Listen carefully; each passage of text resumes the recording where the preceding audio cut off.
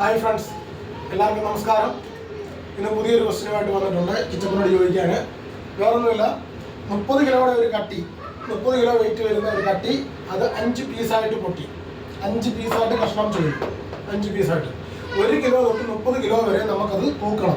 1 kilo തൊട്ട് 30 kilo വരെ തൂക്കണം.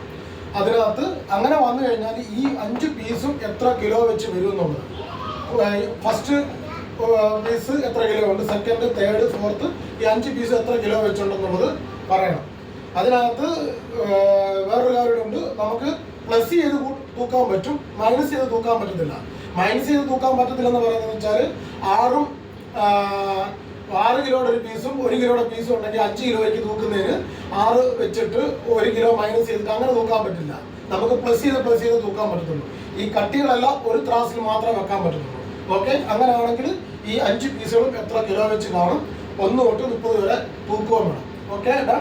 Answer ചെയ്യുക. കിച്ചു മൊത്തം നോക്കിയിട്ട് ആൻസർ പറയുക. ഓക്കെ ഫ്രണ്ട്സ്, നിങ്ങൾക്കും പറയാം ആൻസർ.